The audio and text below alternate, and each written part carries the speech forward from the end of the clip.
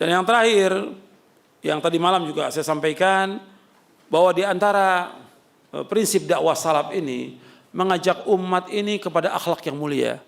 Kita berusaha bagaimana kita menjadi orang yang mempunyai akhlak yang mulia. Sebab talibul ilm harus punya akhlak. Kita jadi contoh di masyarakat. Jangan jadi tudingan di masyarakat.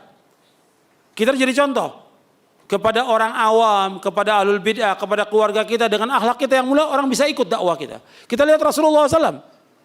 Rasulullah sebutkan dalam Al-Quran, wa innaka la'ala khuluqin azim. Sesungguhnya engkau Muhammad berada di atas akhlak yang mulia. Dipuji oleh Allah. Dan masalah akidah, masalah tauhid dengan akhlak punya hubungan yang sangat erat. Kata Nabi SAW, akmalul mu'mina iman ahsanum khuluqa wa khiyarukum linisaihim. Orang mukmin yang paling sempurna iman, yang paling baik akhlaknya. Dan orang yang paling baik di antara kalian orang paling baik kepada istri-istrinya. Hadis ini sahih. Iman dengan akhlak punya hubungan yang sangat erat. Kalau kita bertakwa kepada Allah, akhlak kita harus baik.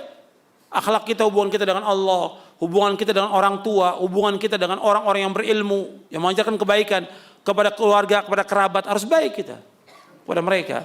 Apa yang bisa kita bantu mereka.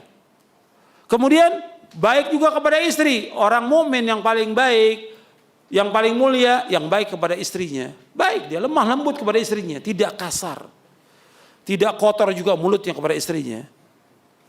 Harus baik kepada istrinya. Ini ajaran Islam. Kata Nabi, khairukum li ahlihi wa ana khairukum li ahli. Sebaik-baiknya orang yang paling baik kepada keluarganya, aku adalah orang yang paling baik kepada keluargaku.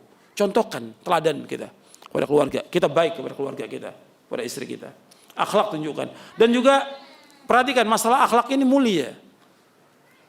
Akhlak ini berat timbangannya di hari kiamat nanti. Takwa kepada Allah dan akhlak mulia berat timbangannya. Makanya kita harus berusaha terus memperbaiki akhlak kita. Akhlak kita jauh sudah. Kalau kasarnya banyak di antara kita afwan ya. Ya, ini saya katakan akhlaknya tidak baik. Akhlaknya bobrok. Kasar tingkah lakunya. Keras kepada orang. Kemudian juga enggak menyapa orang, enggak senyum, enggak salam. Enggak memperhatikan bagaimana kebutuhan keluarganya, tetangganya, familinya, susah dia enggak bantu. Ini akhlak yang jelek yang seperti ini. Allah mencintai akhlak yang mulia, karim. Innallaha ta'ala karimin yuhibbul karam wa ma'aliyal akhlak wa yubghidu sifsafa. Kata Nabi, Allah itu karim, mulia, dermawan. Allah cinta kepada orang yang dermawan. Allah cinta kepada akhlak yang mulia dan Allah benci kepada orang yang rendah akhlaknya. Tinggalkan tuh akhlak-akhlak yang jelek, yang kotor, yang enggak beres. Itu muamalah kita yang enggak bagus, tinggalkan semuanya. Kemudian tazkiyatun nufus. Kita juga harus berusaha bagaimana membersihkan hati kita. Tinggalkan hati kita ini jangan sampai syirik, jangan sampai riya, jangan sampai sum'ah, jangan sampai sombong, jangan kita merasa tinggi daripada yang lain, merasa hebat, jangan. Tawadhu kita.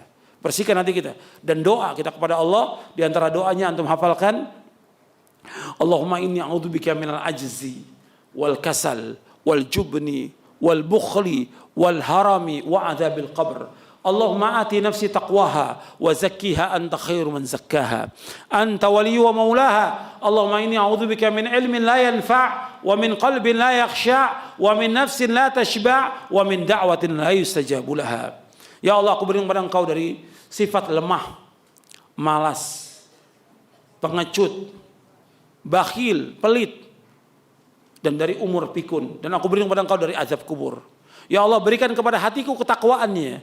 Bersihkan hatiku ya Allah, karena Engkaulah yang dapat membersihkannya. Engkaulah pelindungnya dan Engkaulah penolongnya. Ya Allah, aku berlindung pada Engkau dari ilmu yang tidak bermanfaat, dari hati yang tidak pernah khusyuk, dari nafsu yang tidak pernah puas, dan dari doa yang tidak dikabulkan. Hadis ini sahih, diriwayatkan oleh Imam Muslim dan Nasai. Antum bisa hafalkan nanti dari buku doa dan wirid, antum hafalkan. Ya, kita harus berusaha bagaimana kajian-kajian kita, dakwah kita membuat hati kita semakin hari semakin bersih, semakin baik, bukan semakin kotor dari omongannya, tingkah lakunya. Karena hati ini menunjukkan kalau hati kita baik, omongan kita baik. Kalau hati kita baik, tingkah laku kita juga baik, muamalah kita baik juga kepada orang lain. Coba kita perbaiki bahwa Nabi SAW ditugaskan oleh Allah diantaranya apa?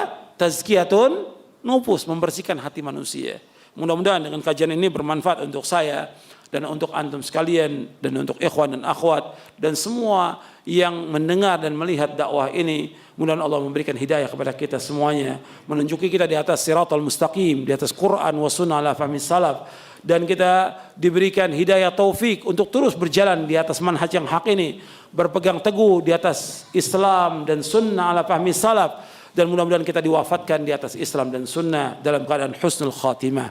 Wa sallallahu nabiyana Muhammadin sallallahu alaihi wa ala wasallam wa akhiru da'wana alhamdulillahi rabbil alamin.